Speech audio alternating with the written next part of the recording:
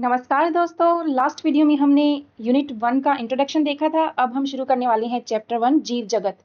जीव जगत यानी the living world. The living world. जीव जगत कैसा निराला है। जीवों के विस्तृत प्रकारों की श्रृंखला विस्मयकारी है। असाधारण वासस्थान, चाहे वे ठंडे पर्वत, पर्णपाती वन, महासागर, अलवणीय मीठी जलीय झीलें, मरुस्थल अथवा गर्म झरनों जिनमें जीव रहते हैं, वे हमें आश्चर्यचकित कर देते हैं। सरपट दौड़ते घोड़े, प्रवासी पक्षियों, घाटियों में खिलते फूल अथवा आक्रमणकारी शार्क की सुंदरता विस्मय तथा चमत्कार का आवाहन करती है। पारिस्थितिक विरोध तथा समष्टि के सदस्यों तथा समष्टि और समुदाय में सहयोग अथवा यहाँ तक कि कोशिका में आणविक गतिविधि से पता चलता है कि वास्तव में जीवन क्या है। अब इस लाइन में कई सारे शब्द ऐसे हैं जो मुश्किल हैं, तो उन्हें हम समझते हैं। ये है फर्स्ट, पारिस्थितिक विरोध। इसको इंग्लिश में हम बोलते हैं इकोलॉजिकल कॉन्फ्लिक्ट। इकोलॉजिकल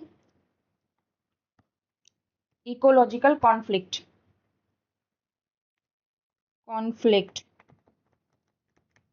तथा समष्टि।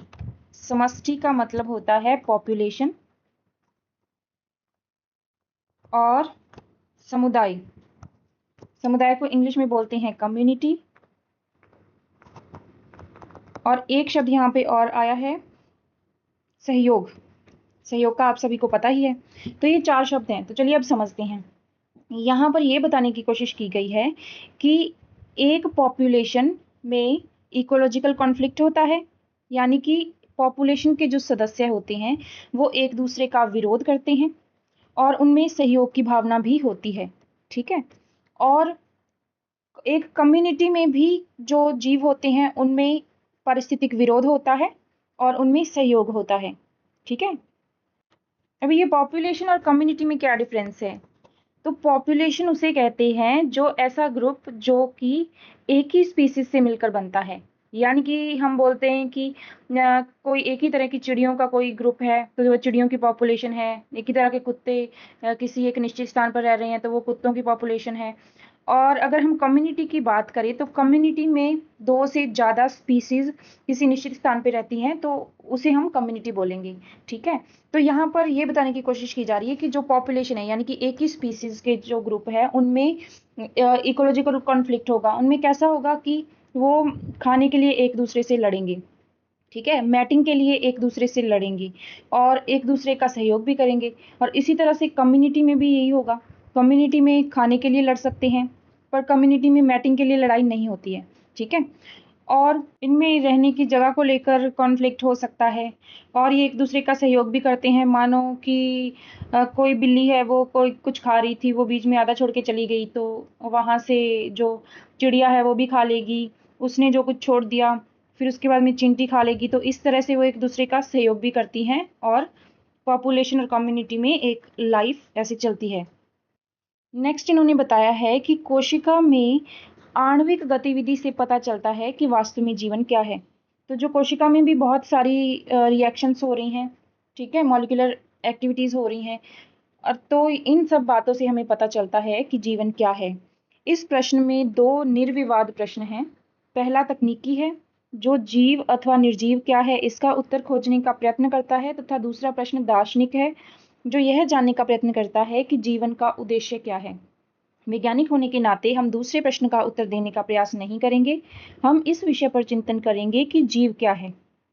अगर हम इस पैराग्राफ को समराइज करें तो ये यहाँ पे कहने की कोशिश कर रहा है कि एक सेल है छोटी, उसमें क्या है मॉलिक्यूलर ट्रैफिक चल रहा है। जैसे हमें पता है कि सेल में बहुत सारी रिएक्शंस होती हैं।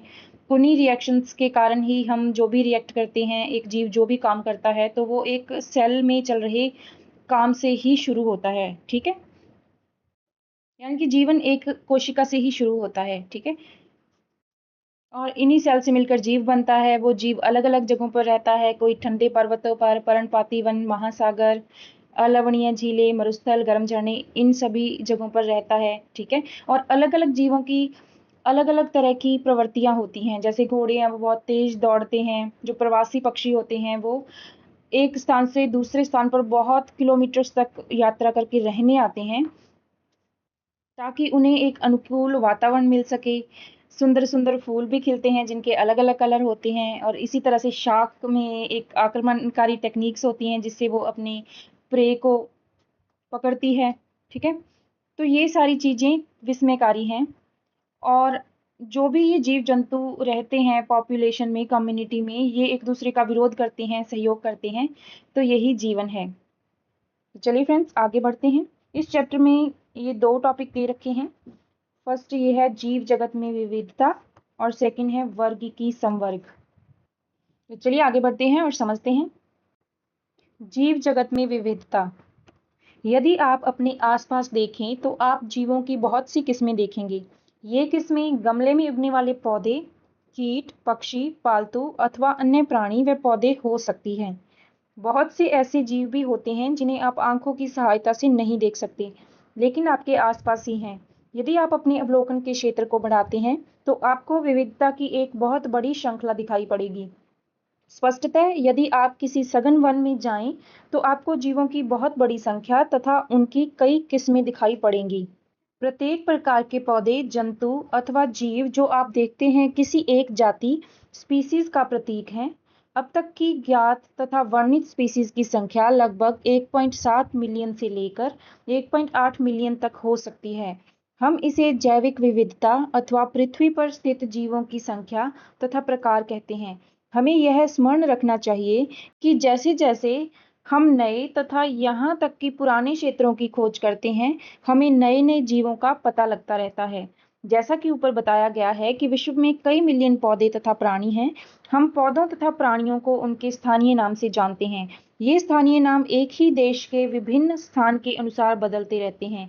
यदि हमने कोई ऐसी विधि नहीं निकाली जिसके द्वारा हम किसी जीव के विषय में चर्चा कर सकें, तो जो शायद इससे भ्रमकारी स्थिति पैदा हो सकती है।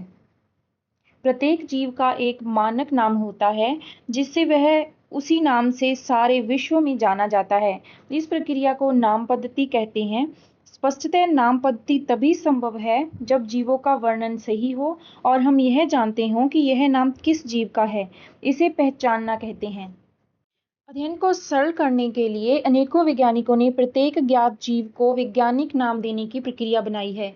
इस प्रक्रिया को विश्व में सभी जीव वैज्ञानिकों ने स्वीकार किया है। पौधों के लिए वैज्ञानिक नाम का आधार सर्वमान्य नियम तथा कसौटी है, जिनको international code of botanical nomenclature में दिया गया है। तो फ्रेंड्स, प्लांट्स का नाम कहाँ पे दिया जाता है? International code of botanical nomenclature, ICBN। आप पूछ सकते हैं कि प्राणियों का नाम कैसे किया जाता है, यानी एनिमल्स का नाम कैसे दिया जाएगा। प्राणी वर्गीकीविदों ने international code of zoological nomenclature बनाया है। तो एनिमल्स के लिए क्या बनाया है? International code of zoological nomenclature, ICZN। वैज्ञानिक नाम की यह गारंटी है कि प्रत्येक जीव का एक ही नाम रहे। किसी भी जीव के वर्णन से विश्व में किसी भी भाग में लोग एक ही नाम बता सकें। वे यह भी सुनिश्चित करते हैं कि एक ही नाम किसी दूसरे ज्ञात जीव का ना हो।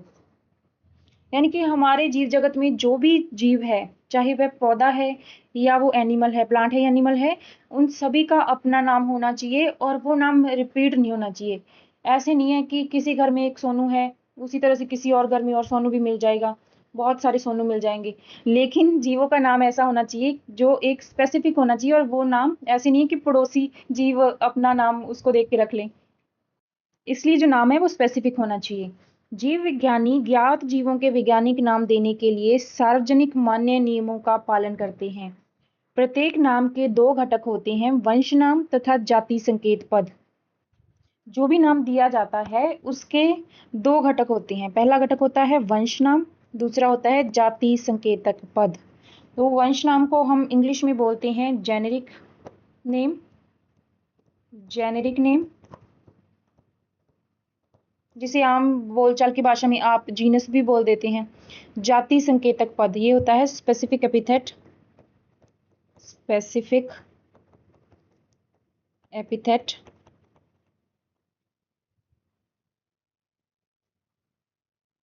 जिसे कि हम स्पीसीज बोल देते हैं। इस प्रणाली को जिसमें नाम के दो घटक होते हैं, जिसमें नाम के दो घटक होते हैं, उसे द्विनाम पद्धति कहते हैं। तो ये आपको याद रखना है कि जिसमें इस तरह से हम दो नाम देते हैं, जेनेरिक नेम और स्पेसिफिक एपिथेट, उसे हम बोलते हैं द्विनाम पद्धति। इस नामकरण प्रणाली को कैरोलस लीनियस ने सुझाया था। किसने बताया था कि ऐसे नाम रखने चाहिए? Carolus Linnaeus. तो कैरोलस लीनियस ने हमें बताया कि अगर हमें किसी जीव का नाम रखना है तो उसके दो घटक होने चाहिए। पहला घटक होना चाहिए जेनेरिक नेम और दूसरा घटक होना चाहिए स्पेसिफिक एपिथेट, यानी कि जाति संकेतक पद। तो इस तरह से द्विपद नाम पद्धति हो गई, ठीक है। ये दी कैरोलस लीनियस ने। इसका उपयोग सारे विश्व के जीव विज्ञानी करते हैं। दो शब्दों वाली नामकरण प्रणाली बहुत सुविधाजनक है। आओ आपको आम के उदाहरण द्वारा वैज्ञानिक नाम देने की विधि को समझाएं। आम का वैज्ञानिक नाम मैंजीफेरा इंडिका है। क्या है? Mangifera indica. तब आप यह देख सकते हैं कि यह नाम कैसे द्विपद है। इस नाम में मैंजीफेरा वंश नाम है। क्या है? मैंजीफेरा वंश नाम, जबकि इंडिका एक विशिष्ट स्पीसीज अथवा जाति संकेतक पद है, ठीक है। तो आपको ये समझ में आ रहा होगा कि जो मैंजीफेरा है वो है जीनस और इंडिका है स्पीसीज। नाम पद्धति के अन्य सार्वजनिक नियम निम्नलिखित हैं। अब हम देखते हैं कि जो ये द्विनाम पद्धति है, इस पद्धति के और क्या क्या नियम हैं। जैविक नाम प्राय लैटिन भाषा में होते हैं और तिरछे अक्षरों में लिखे जाते हैं। इनका उद्भव चाहे कहीं से भी हुआ हो, इन्हें लैटिनीकरण अथवा इन्हें लैटिन भाषा का व्युत्पन्न समझा जाता है। कैसा होना चाहिए नाम? किस भाषा में लिखा जाना चाहिए? लैटिन भाषा में लिखा जाना चाहिए और तिरछे अक्षरों में, यानी कि इटैलिक्स में लिखना चाहिए, ठीक है। इस नाम को लैटिन भाषा में इटैलिक्स में लिखते हैं। और इन्होंने यहाँ पे लिखा है कि इसका उद्भव चाहे कहीं से भी हुआ हो, यानी कि पहले क्या करते थे कि जिस जगह पे उस जीव का ओरिजिन हुआ होता था उस हिसाब से इसका नाम रख देते थे। लेकिन बाइनोमियल नॉमेनक्लेचर में ये बताया गया कि वो नाम लैटिन भाषा में ही हमें लिखना है। जैविक नाम में पहला शब्द वंश नाम होता है, जबकि दूसरा शब्द जाति संकेतक पद होता है। ये हम पहले भी देख चुके हैं। चलिए आगे बढ़ते हैं। जैविक नाम को जब हाथ से लिखते हैं तब दोनों शब्दों को अलग अलग रेखांकित अथवा छपाई में तिरछा लिखना चाहिए। यह रेखांकन उनके लैटिन उद्भव को दिखाता है। ये पॉइंट बहुत ही इंपॉर्टेंट है। इसमें ये बताया गया है कि जब भी हम जो जैविक नाम उसको लिखते हैं, तो जब हम पेन से लिखेंगे तो उनको अलग अलग रेखांकित करना है। कैसे लिखना है? मान लीजिए जो पहले हम बात कर चुके हैं मैंजीफेरा की, तो हम मैंजीफेरा कैसे लिखेंगे? मैंजीफेरा इंडिका, इंडिका, और इसे हम अंडरलाइन करेंगे ऐसे। यहाँ पे लिखा हुआ है अलग अलग रेखांकित करना है अथवा छपाई में तिरछा लिखना है, क्योंकि जब हम पेन से लिखते हैं तो हम तिरछा नहीं लिख पाएंगे, इसलिए हम उसे ऐसे रेखांकित कर देंगे, ठीक है। और जब हम उसे प्रिंट करेंगे, टाइप करते हैं, तब हम उसे तिरछा लिखते हैं। यह रेखांकन उनके लैटिन उद्भव को दिखाता है। कई बार ये क्वेश्चन पूछ लिया जाता है कि जब हम ऐसे अंडरलाइन करते हैं तो किस चीज़ को इंडिकेट करता है? तो इसके लैटिन ओरिजिन को इंडिकेट करता है। पहला अक्षर जो वंश नाम को बताता है वह बड़े अक्षर में होना चाहिए, जबकि जाति संकेतक पद में छोटा अक्षर होना चाहिए। मैंजीफेरा इंडिका के उदाहरण से इसकी व्याख्या कर सकते हैं। जैसे कि हमने यहाँ पे लिखा, जो ये हमने एम लिया है उसे हमने कैपिटल लिया है, ठीक है, और यहाँ आई है वो स्मॉल लिया है। जाति संकेतक पद के बाद अर्थात जैविक नाम के अंत में लेखक का नाम लिखते हैं और इसे संक्षेप में लिखा जाता है। उदाहरणतः मैंजीफेरा इंडिका लिन। इसका अर्थ है सबसे पहले स्पीसीज का वर्णन लीनियस ने किया था। कि जब भी हमें अगर किसी लेखक का नाम लिखना है जिसने ये नाम दिया है, तो हमें उसे एब्रीविएटेड फॉर्म में लिखना होगा। तो जैसे यहाँ पे हम लिखेंगे लिन। तो इससे ये भी पता चलता है कि इस स्पीसीज का जो वर्णन है वो सबसे पहले उस लेखक ने किया था जिसका नाम इसके पीछे लिखा जाता है। तो मैंजीफेरा इंडिका का वर्णन सबसे पहले लीनियस ने किया था। यद्यपि सभी जीवों का अध्ययन करना लगभग असंभव है, इसलिए ऐसी युक्ति बनाने की आवश्यकता है जो इसे संभव कर सके। इस प्रक्रिया को वर्गीकरण कहते हैं। कि जीव जगत में विविधता है, ठीक है, और इतने सारे जीव हैं, तो अगर हम एक एक करके उनको स्टडी करेंगे तो ये बहुत मुश्किल हो जाता है, ठीक है। तो इसे संभव बनाने के लिए क्या करना चाहिए? संभव करने के लिए हमें वर्गीकरण करना चाहिए। जैसे कि मान लीजिए हमारे घर में बहुत सारा सामान होता है, अगर हमें एक चीज़ चाहिए होती है तो हमें ढूँढने में बहुत टाइम लग जाता है। मान लीजिए सब कुछ बिखरा हुआ है। अगर हम उसे क्लासिफ़ाई करके रखेंगे, मान लीजिए कि आपकी जो बुक्स हैं उसको आप एक जगह पे व्यवस्थित रखेंगे, ठीक है? और जो डेली ज़रूरत की चीज़ें हैं, आप सुबह उठते हैं, नहाते हैं, आपका ब्रश कहाँ पे है, आपके कपड़े एक अलमीरा में ऑर्गेनाइज़ तरीके से रखे हुए हैं, तो आपको उन चीज़ों को यूज़ करने में कोई प्रॉब्लम नहीं आएगी। आपको पता है यहाँ पे मेरे कपड़े पड़े हैं, यहाँ पे मेरी बुक्स पड़ी हैं। तो जब जिस चीज़ की ज़रूरत होगी आप वहाँ से उठा लेंगे। इसी तरह से अगर हमें जीवों का अध्ययन करना है तो हमें वर्गीकरण करना चाहिए, जिससे कि एक जैसे जीवों को हम एक वर्ग में व्यवस्थित कर सकें, दूसरे जीव को दूसरे में कर सकें, ताकि जिस तरह की हमें स्टडी करनी है हम उस स्टडी को आराम से कर सकें। वर्गीकरण वह प्रक्रिया है जिसमें कुछ सरलता से दृश्य गुणों के आधार पर सुविधाजनक वर्ग में वर्गीकृत किया जा सके।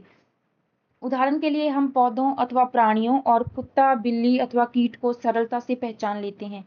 जैसे ही हम इन शब्दों का उपयोग करते हैं, उसी समय हमारे मस्तिष्क में इन जीवों के ऐसे कुछ गुण आ जाते हैं जिससे उनका उस वर्ग से संबंध होता है।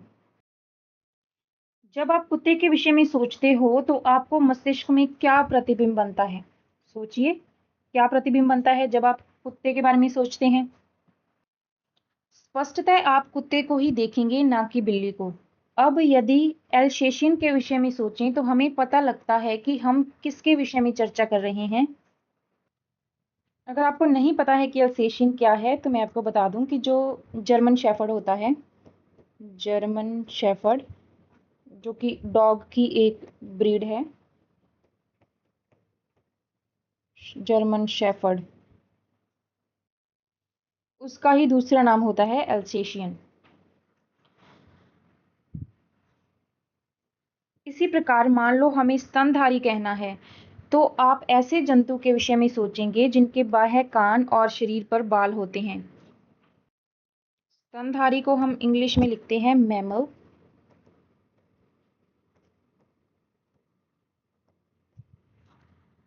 इसी प्रकार पौधों में यदि हम गेहूं के विषय में चर्चा करें तो हमारे मस्तिष्क में गेहूं का पौधा आ जाएगा। इसलिए ये सभी कुत्ता, बिल्ली, स्तनधारी, गेहूं, चावल, पौधे, जंतु आदि सुविधाजनक वर्ग हैं जिनका उपयोग हम पढ़ने में करते हैं। इन वर्गों की वैज्ञानिक शब्दावली टैक्सा है। इन सभी को हम क्या बोलते हैं? टैक्सा बोलते हैं। ठीक है। यहाँ आपको स्वीकार करना चाहिए कि टैक्सा विभिन्न स्तर पर सभी वर्गों को बता सकते हैं। पौधे को भी एक टैक्सा है, पौधा भी एक टैक्सा है, गेहूं भी एक टैक्सा है। इसी प्रकार जंतु, स्तनधारी, कुत्ता ये सभी टैक्सा हैं। लेकिन क्या आप जानते हैं कि कुत्ता एक स्तनधारी और स्तनधारी प्राणी है? इसलिए प्राणी, स्तनधारी तथा कुत्ता विभिन्न स्तरों पर टैक्सा को बताता है। चलिए इसे समझते हैं। मान लीजिए कि हम कोई क्लासिफिकेशन कर रहे हैं, उसमें हमने ये क्लासिफिकेशन किया कि एक तो जो चल सकते हैं, यानी कि हमने यहाँ पे लिख दिया प्राणी, ठीक है। एक जो एक जगह से दूसरी जगह नहीं जा सकते तो हमने लिख दिया पौधे, ठीक है। प्राणी में हमें क्या याद आया? हमने उसे लिख दिया स्तनधारी, ठीक है। और हमने लिख दिया कुत्ता। इसी तरह से पौधों में हमने लिख दिया गेहूं, ठीक है, और लिख दिया चावल। तो इसमें से टैक्सा क्या है? तो हमें ज़्यादा सोचने की ज़रूरत नहीं है, ये सभी टैक्सा हैं। प्राणी टैक्सा है, पौधे, गेहूं, चावल, कुत्ता, स्तनधारी ये सभी को हम टैक्सा बोल सकते हैं और ये अलग अलग स्तर पर टैक्सा को बताता है। इसलिए गुणों के आधार पर सभी जीवों को विभिन्न टैक्सा में वर्गीकृत कर सकते हैं। गुण जैसे, वो गुण कैसे कैसे होने चाहिए जिसके आधार पर हम वर्गीकृत कर सकें? तो वो होने चाहिए कि वो जीव का प्रकार कैसा है, उसकी रचना कैसी है, यानी कि वो उड़ने वाला है, पानी में तैरने वाला है या किस तरह का है, कोशिका की रचना कैसी है, यूकैरियोट है या प्रोकैरियोट है, विकासीय प्रक्रम कैसा है, डायरेक्ट डेवलपमेंट है, इनडायरेक्ट है, ओविपेरस है, विविपेरस है, किस तरह का है, जीव की पारिस्थितिक सूचना मतलब वो किस तरह के एनवायरनमेंट में रहता है, क्या खाता है, ये सभी जो गुण हैं वो आवश्यक हैं एक वर्गीकरण के लिए, और ये आधुनिक वर्गीकरण अध्ययन के आधार हैं। इसलिए विशेषीकरण, पहचान, अभिज्ञान, वर्गीकरण तथा नाम पद्धति आदि ऐसे प्रक्रम प्रणाली हैं जो वर्गीकरण विज्ञान के आधार हैं।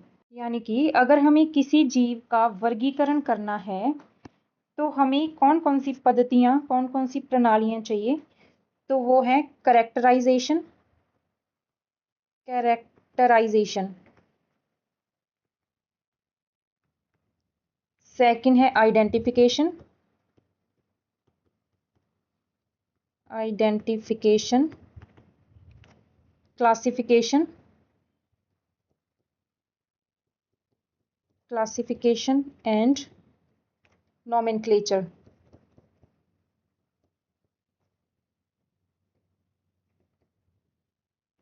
ओके। वर्ग की कोई नई नहीं है। मानव सदैव विभिन्न प्रकार के जीवों के विषय में अधिकाधिक जानने का प्रयत्न करता रहता है, विशेष रूप से उनके विषय में जो उनके लिए अधिक उपयोगी थे। आदि मानव को अपनी मूलभूत आवश्यकताओं जैसे भोजन, कपड़े तथा आश्रय के लिए नए नए स्रोत खोजने पड़ते थे। इसलिए विभिन्न जीवों के वर्गीकरण का आधार उपयोग पर आधारित था। तो पहले किस तरह से वर्गीकरण किया जाता था? यूज के अकॉर्डिंग, की जो भी चीज़ को जानना है वो हमारे लिए उपयोगी है या नहीं। काफी समय से मानव विभिन्न प्रकार के जीवों के विषय में जानने और उनकी विविधता सहित उनके संबंध में रुचि लेता रहा है। अध्ययन की इस शाखा को वर्गीकरण पद्धति सिस्टेमैटिक्स कहते हैं। सिस्टेमैटिक्स शब्द लैटिन शब्द सिस्टेमा से आया है, जिसका अर्थ है जीवों की नियमित व्यवस्था। तो ये चीज़ आपको याद रखनी है, जो सिस्टेमैटिक शब्द है वो किस लैंग्वेज का है? लैटिन शब्द है सिस्टेमा, और इसका अर्थ है जीवों की नियमित व्यवस्था। लीनियस ने अपने पब्लिकेशन का टाइटल सिस्टमा नेचर चुना। ठीक है, लीनियस ने जो बुक पब्लिश की उसका नाम रखा सिस्टमा नेचर। वर्गीकरण पद्धति में पहचान आइडेंटिफिकेशन, नाम पद्धति नोमेनक्लेचर तथा वर्गीकरण क्लासिफिकेशन को शामिल करके इसके क्षेत्र को बढ़ा दिया गया है। वर्गीकरण पद्धति में जीवों के विकासीय संबंध का भी ध्यान रखा गया है।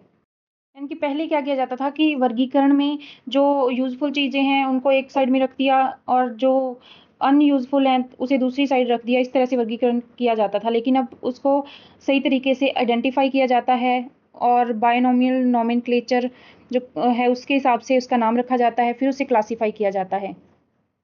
और इस क्लासिफिकेशन की पद्धति में जीवों के विकासीय संबंध का भी ध्यान रखा जाता है कि वो जीव हैं वो किस तरह से विकसित हुए हैं और उनके जो एंसेस्टर्स थे वो कैसे थे।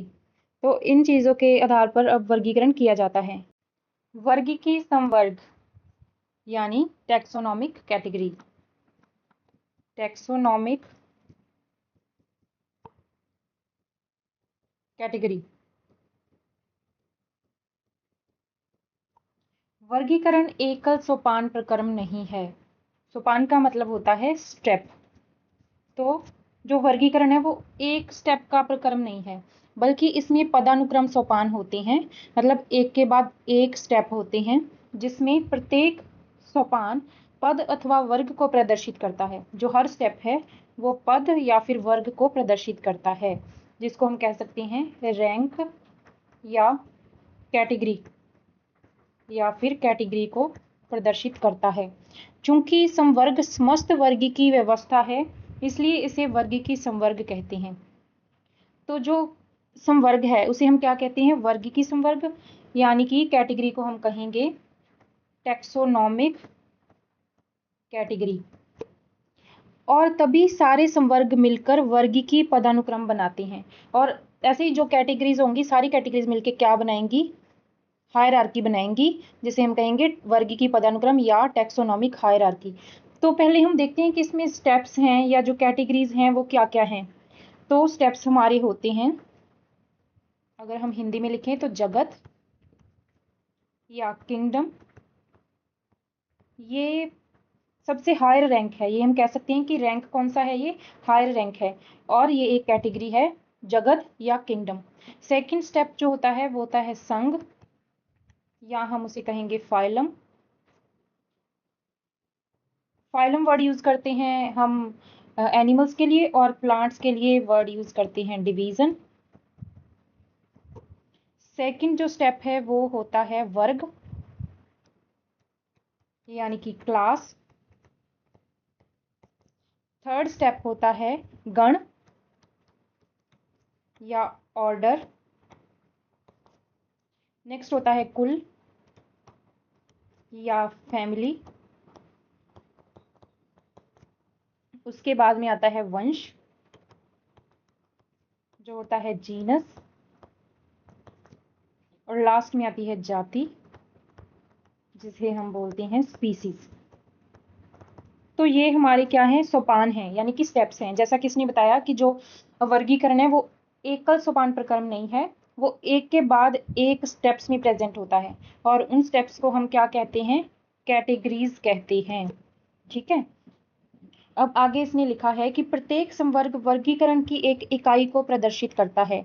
वास्तव में यह एक पद को दिखाता है और इसे प्राय वर्गक या टैक्सॉन कहते हैं। ये किसको रिप्रेजेंट करते हैं, एक पद, यानी कि एक रैंक को रिप्रेजेंट करते हैं। अब देखो रैंक क्या है, रैंक और कैटेगरी में क्या डिफरेंस है। जैसे इन सभी को हम कैटेगरी बोलेंगे, किंगडम एक कैटेगरी है, phylum, division, class, order, family, genus, species, ये कैटेगरीज हैं, लेकिन ये अलग अलग रैंक पर हैं। जैसे कि जो ये किंगडम है ये हायर रैंक की कैटेगरी है, और इसी तरह से जो स्पीसीज है वो बिल्कुल लोअर रैंक की कैटेगरी है। तो ये कैटेगरीज क्या कर रही हैं, एक रैंक को रिप्रेजेंट कर रही हैं, और इसे प्राय टैक्सॉन कहते हैं। तो ये रैंक मतलब टैक्सॉन क्या हो सकते हैं, टैक्सॉन अगर हम बात करें कि एनिमेलिया, हम बात करते हैं एनिमेलिया, तो यहाँ पे हम लिखेंगे एनिमेलिया। एनिमेलिया क्या है, एनिमेलिया है एक किंगडम, और ये किसे रिप्रेजेंट करता है, ये है एक टैक्सॉन। ठीक है। वर्गीकी संवर्ग तथा पदानुक्रम का वर्णन एक उदाहरण द्वारा कर सकते हैं। कीट जीवों के एक वर्ग को दिखाता है जिसमें एक समान गुण जैसे 3 जोड़ी संधिपाद टांगे होती हैं। इसका अर्थ है कि कीट स्वीकारनीय सुस्पष्ट जीव है जिसका वर्गीकरण किया जा सकता है, इसलिए इसे एक पद अथवा संवर्ग का दर्जा दिया गया है। यहाँ पे ये बता रहा है कि जो कि कीटों का एक ग्रुप है वो क्या है, स्वीकारनीय सुस्पष्ट जीव है, तो इसलिए हम इसे क्लासिफाई कर सकते हैं और उन्हें किसी कैटेगरी में रख सकते हैं। क्या आप ऐसे किसी जीवों के अन्य वर्ग का नाम बता सकते हैं? हाँ, आप किसी भी ग्रुप को सोच सकते हैं। मान लीजिए बर्ड्स हैं, वो भी एक तरह का ग्रुप हो गया, फिशेस का कोई ग्रुप हो गया। स्मरण रहे कि वर्ग संवर्ग को दिखाता है। जो भी ये ग्रुप बना है, मान लीजिए इंसेक्ट्स का ग्रुप है, ये संवर्ग यानी कि एक कैटेगरी को दिखाता है। कैटेगरी को कैसे दिखाएगा कि ये इनका ग्रुप कौन सा होगा, इंसेक्टा। इंसेक्टा कहाँ पे आता है, अगर हम बात करें तो ये क्लास होती है इंसेक्टा। क्या कर रहा है, ये एक कैटेगरी को प्रेजेंट कर रहा है, यानी कि क्लास को रिप्रेजेंट कर रहा है। प्रत्येक पद अथवा वर्गक वास्तव में वर्गीकरण की एक इकाई को बताता है। ये वर्गीकी वर्ग संवर्ग सुस्पष्ट जैविक है, ना कि केवल आकारकीय समूहन। जो साइंटिस्ट हैं उन्होंने सिर्फ ये देख के कि इनके आकार एक जैसे हैं तो हमने इनको इंसेक्टा ग्रुप में रख दिया, ऐसा बिल्कुल भी नहीं है। उनको अच्छी तरह से आइडेंटिफाई करके, उनके कैरेक्टर्स देख के और सुस्पष्ट तरीके से वो जैविक है उस हिसाब से इसको क्लासिफाई किया जाता है। सिर्फ उसकी मॉर्फोलॉजी देख के उसे क्लासिफाई नहीं किया जाता। सभी ज्ञात जीवों के वर्गीकीय अध्ययन से सामान्य संवर्ग जैसे जगत, किंगडम, संघ, फाइलम अथवा भाग पौधों के लिए, जैसे हमने देखा कि एनिमल्स के लिए फाइलम और पौधों के लिए डिवीजन, उसी तरह से भाग यूज करते हैं। वर्ग, क्लास, गण, ऑर्डर, कुल, फैमिली, वंश, जीनस तथा जाति, स्पीसीज का विकास हुआ। तो ये क्या है, ये सभी कैटेगरीज हैं, टेक्सोनोमिक कैटेगरीज। पौधों तथा प्राणियों दोनों में स्पीसीज सबसे निचले संवर्ग में आती हैं। तो जैसे मैंने पहले बात की कि निचले संवर्ग में आती है, मतलब इसका जो लोअर रैंक पर क्या आता है, स्पीसीज कैटेगरी है, वो लोअर रैंक पे आती है।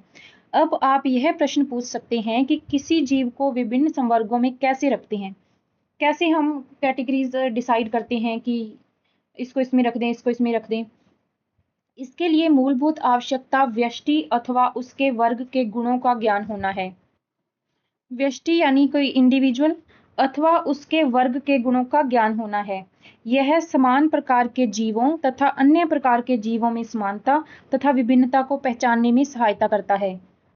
यानी कि जब हम किसी इंडिविजुअल के गुण देखेंगे तो उससे हमें डिफरेंसेस और सिमिलैरिटीज का पता चलेगा दूसरे जीवों के साथ, और उसके ग्रुप के अन्य जीवों के साथ हमें पता चलेगा कितना सिमिलर है, कितना डिफरेंट है, तो उस हिसाब से हम उसे वर्गीकृत कर सकेंगे। अब समझते हैं सबसे लोअर कैटेगरी, स्पीसीज।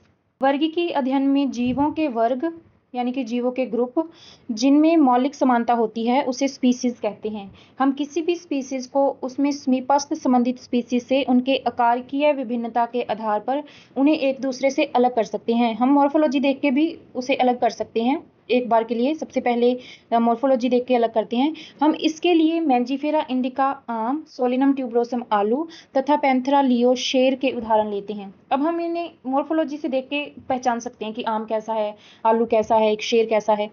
इन सभी तीनों नामों में इंडिका, ट्यूबरोसम तथा लियो जाति संकेतक पद हैं, जबकि पहले शब्द मैंजीफेरा, सोलिनम तथा पैंथेरो वंश के नाम हैं। ठीक है, इसमें क्या है, जो इंडिका है, ट्यूबरोसम है, लियो है, वो क्या है, जाति संकेतक, वो है स्पीसीज। और जो मैंजीफेरा, सोलिनम और पैंथेरा है वो है जीनस। ठीक है, वंश के नाम है।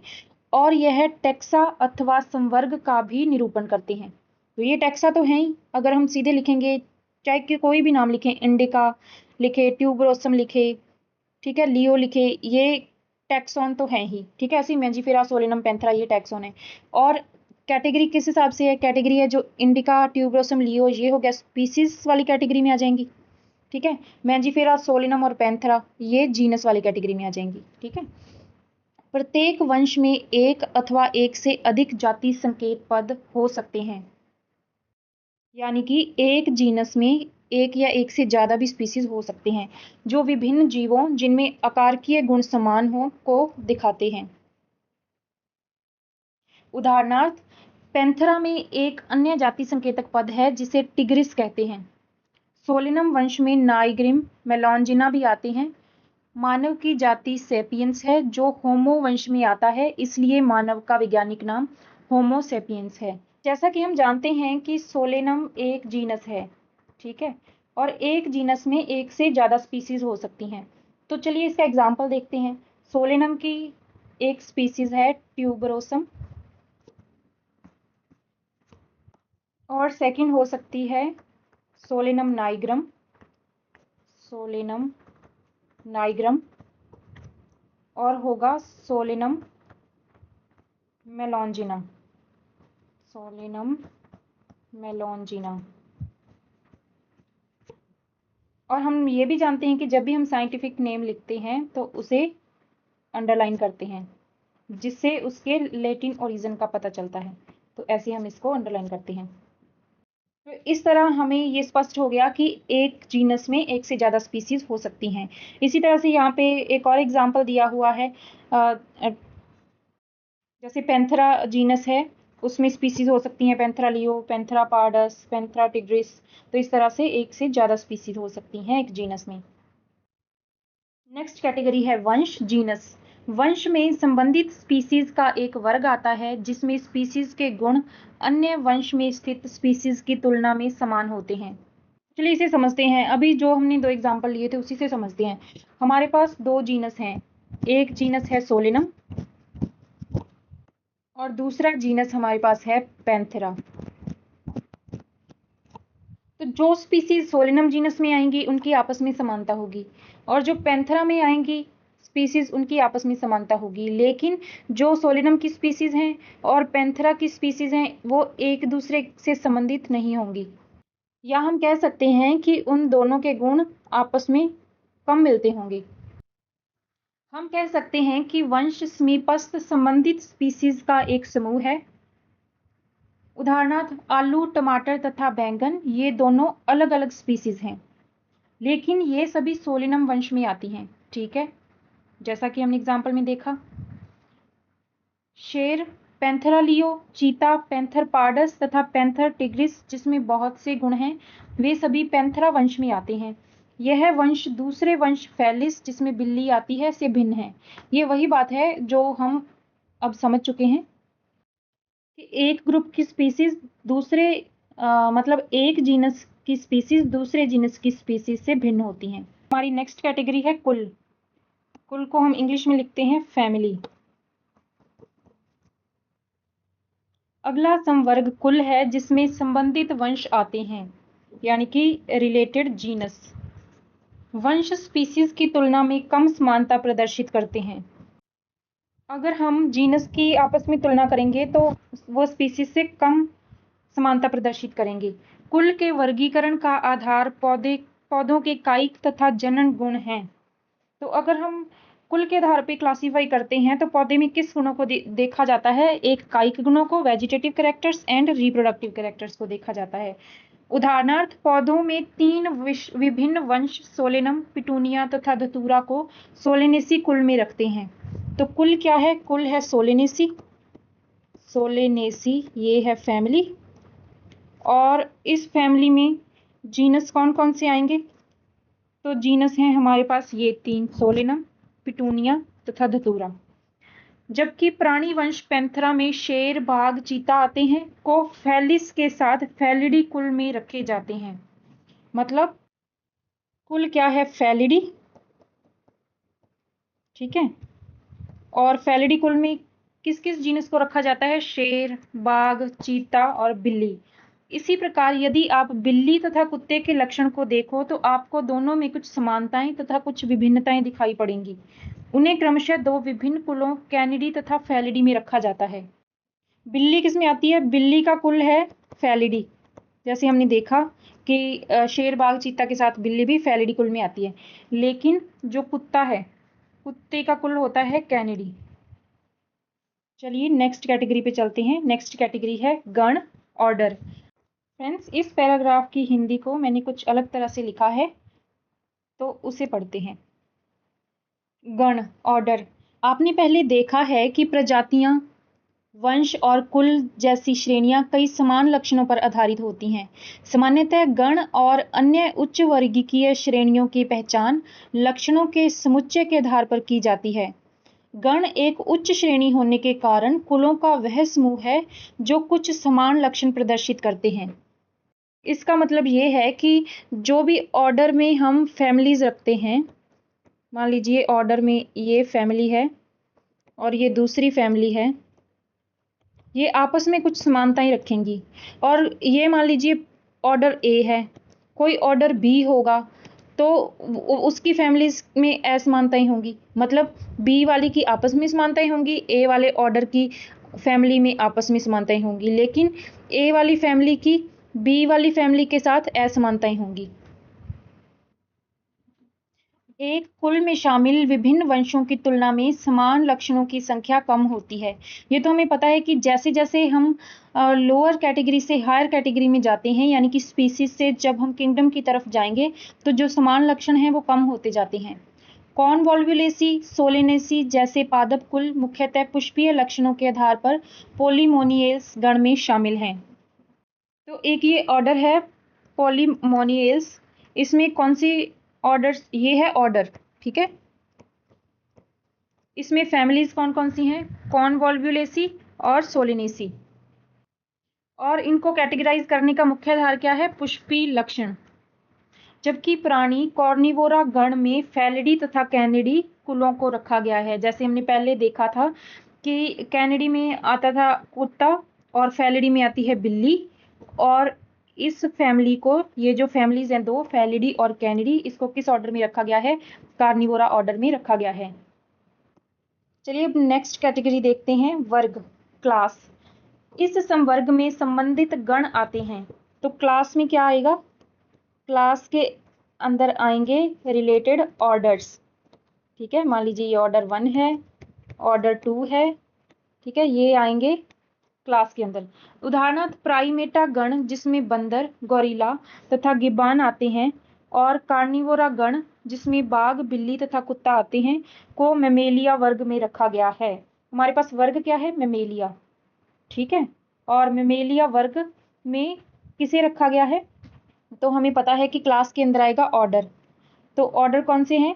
ये है प्राइमेटा गण और कार्निवोरा गण, ये हो गए ऑर्डर, ठीक है। इसको शामिल किया गया है क्लास मेमेलिया में। तो इसको हम ऐसे लिख सकते हैं। अगर हम लिखेंगे तो सबसे पहले लिखेंगे किंगडम। तो किंगडम हमारा है एनिमेलिया। किंगडम के बाद लिखेंगे फाइलम, कॉर्डेटा। क्लास जैसे कि हमें अभी पता चली जो ये लिखी हुई है मैमेलिया, मैमेलिया। ऑर्डर क्या होगा? ऑर्डर यहाँ लिख देते हैं। ऑर्डर हमने पढ़ा था कार्निवोरा। ऑर्डर के बाद में क्या आता है? फैमिली, फैमिली है फैलिडी।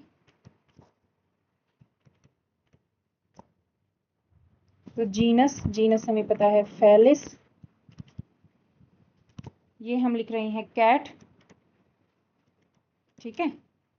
और स्पीसीज है इसकी कैटस। और हम बात कर रहे हैं यहाँ पे क्लास की, तो क्लास थी मेमेलिया। मेमेलिया के अंदर 2 गण रखे गए थे। तो जैसे एग्जाम्पल में रखे गए हैं 2 गण, कार्निवोरा और प्राइमेटा। तो ये रहा कार्निवोरा। तो कार्निवोरा में क्या आएगा? बाघ, बिल्ली, कुत्ता। हमने यहाँ पे बिल्ली का क्लासिफिकेशन लिखा है। और दूसरा ऑर्डर है प्राइमेटा, जैसे हमने यहाँ पे लिखा kingdom animalia, phylum Chordata, class Mammalia. और मेमेलिया में दूसरा ऑर्डर कौन सा आ जाएगा? दूसरा आ जाएगा प्राइमेटा। और इसी तरह से प्राइमेटा में आ जाएगा बंदर, गोरिल्ला और गिब्बॉन, ठीक है। चलिए अब समझते हैं नेक्स्ट कैटेगरी, संघ या फाइलम। वर्ग जिसमें जंतु जैसे मछली, उभयचर, सरीसृप, पक्षी तथा स्तनधारी आते हैं। अगले उच्चतर संवर्ग जिसे संघ कहते हैं का निर्माण करते हैं। इन सभी को एक समान गुणों जैसे पृष्ठरज्जु, नोटोकोड तथा पृष्ठीय खोखला तंत्रिका तंत्र के होने के आधार पर कॉर्डेटा संघ में रखा गया है। हमें यहाँ पे किस फाइलम का एग्जाम्पल दिया गया है? कॉर्डेटा का। और कॉर्डेटा का क्लासिफिकेशन किस आधार पे हुआ है? नोटोकोड के आधार पे और पृष्ठीय खोखला तंत्रिका तंत्र के आधार पे। पौधों में इन वर्गों जिसमें कुछ ही एक समान लक्षण होते हैं को उच्चतर संवर्ग भाग डिवीजन में रखा गया है, ठीक है। तो प्लांट्स का जैसे हम पहले भी बात कर चुके हैं कि प्लांट्स में इस कैटेगरी में आता है डिवीजन, ठीक है। और एनिमल्स के लिए यूज किया जाता है फाइलम। और जो सबसे हायर कैटेगरी है वो है किंगडम। जंतु के वर्गीकी तंत्र में विभिन्न संघों के सभी प्राणियों को उच्चतम संवर्ग जगत में रखा गया है, ठीक है। जो जितने भी संघ हैं यानी कि फाइलम और डिवीजन हैं उसको किस में रखा गया है? किंगडम में रखा गया है। जबकि पादप जगत में विभिन्न भाग डिवीजन के सभी पौधों को रखा गया है, तो सभी डिवीजन्स को भी किंगडम में रखा जाता है। विभिन्न संघों के सभी प्राणियों को एक अलग जगत एनिमेलिया में रखा गया है जिससे कि उन्हें पौधों से अलग किया जा सके। मतलब जो एनिमल्स हैं, प्राणी हैं, उनको किस किंगडम में रखा गया है? एनिमेलिया में रखा गया है। और पौधों को रखा गया है, पौधों को प्लांटी जगत में रखा गया है। भविष्य में हम इन 2 वर्गों को जंतु तथा पादप जगत कहेंगे। भविष्य में जब हम नेक्स्ट चैप्टर में पढ़ेंगे तब हम देखेंगे कि जो प्लांटी क्या है और एनिमेलिया क्या है। इसमें स्पीसीज से लेकर जगत तक विभिन्न वर्गीकी संवर्ग को आरोही क्रम में दिखाया गया है। ये संवर्ग हैं। यद्यपि वर्गीकी वैज्ञानिकों ने इस पदानुक्रम में उपसंवर्ग भी बताए हैं। इसमें विभिन्न टैक्सा का उचित वैज्ञानिक स्थान देने में सुविधा होती है। तो जो हम ये कैटेगरीज पढ़ते हैं, ये हमारे पास 7 कैटेगरीज हैं: जगत, संघ, वर्ग, गण, कुल, वंश और जाति। इसके अलावा उपसंवर्ग भी होते हैं जिससे क्लासिफिकेशन करना आसान हो जाता है। चित्र 1.1 में पदानुक्रम को देखो। क्या आप इस व्यवस्था के आधार पर स्मरण कर सकते हो? उदाहरण के लिए जैसे जैसे हम स्पीसीज से जगत की ओर ऊपर जाते हैं वैसे ही समान गुणों में कमी आती जाती है। ये लाइन काफ़ी इंपॉर्टेंट है और काफ़ी एग्जाम्स में इसको पूछा जाता है कि ये वाली लाइन कि जैसे जैसे हम स्पीसीज से जगत की ओर ऊपर जाते हैं वैसे ही समान गुणों में कमी आती जाती है। और इससे उल्टा भी, अगर हम किंगडम से स्पीसीज की ओर आएंगे तो समान गुणों में वृद्धि होगी। सबसे नीचे जो टैक्सा होगा उसके सदस्यों में सबसे अधिक समान गुण होंगे। जैसे जैसे उच्चतर संवर्ग की ओर जाते हैं उसी स्तर पर अन्य टैक्सा के संबंध निर्धारित करने अधिक कठिन हो जाते हैं। इसलिए वर्गीकरण की समस्या और भी जटिल हो जाती है।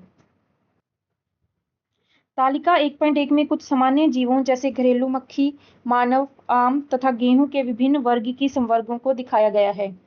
चलिए देखते हैं।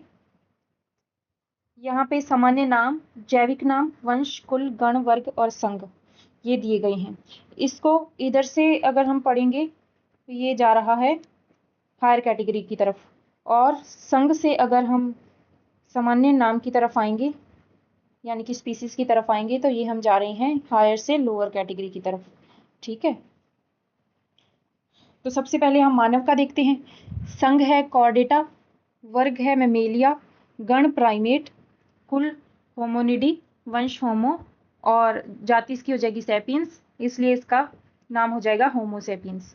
ठीक है, घरेलू मक्खी का है ऑर्थ्रोपोडा संघ, उसमें वर्ग है इंसेक्टा, गण है डाइप्टेरा, कुल है म्यूसिडी, वंश मस्का, और उसका स्पीसीज डोमेस्टिका, इसलिए इसका नाम है मस्का डोमेस्टिका। इसी तरह से आम एंजियोस्पर्मी डाइकोटिलिडनी, गण उसका सेपिंडेल्स, कुल एनाकार्डियेसी, वंश मैंजीफेरा, और नाम उसका मैंजीफेरा इंडिका। ठीक है, एंजियोस्पर्मी गेहूं का देख रहे हैं। एंजियोस्पर्मी संघ है, वर्ग है मोनोकोटिलिडनी, गण पोएल्स, कुल पोएसी, वंश ट्रिटिकम, और गेहूं का नाम हो गया ट्रिटिकम एस्टिवम।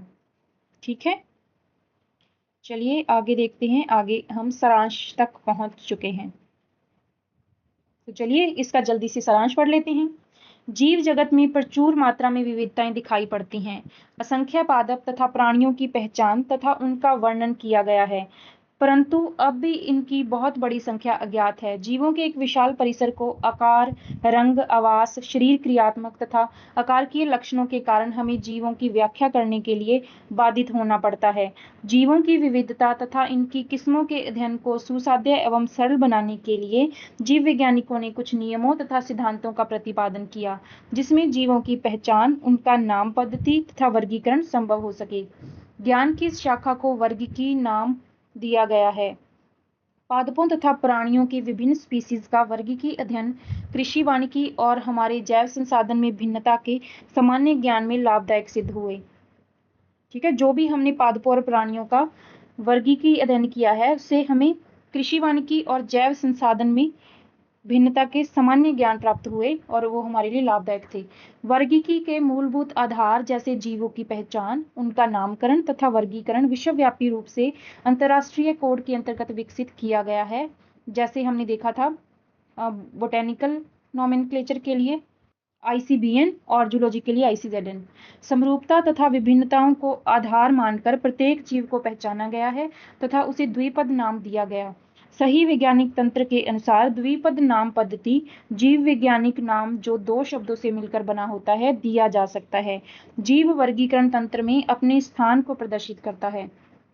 बहुत से वर्ग पद होते हैं जिन्हें प्राय वर्गीकी संवर्ग अथवा टैक्सा कहते हैं। यह सभी वर्ग वर्गीकी पदानुक्रम बनाते हैं। इसी के साथ ही हमारा फर्स्ट चैप्टर कंप्लीट होता है, और नेक्स्ट वीडियो में हम देखेंगे सेकंड चैप्टर। अगर आपको कुछ नया सीखने को मिला है तो वीडियो को लाइक करें, चैनल को सब्सक्राइब करें और बने रहें कंक्रीट लर्निंग के साथ। Thanks for watching.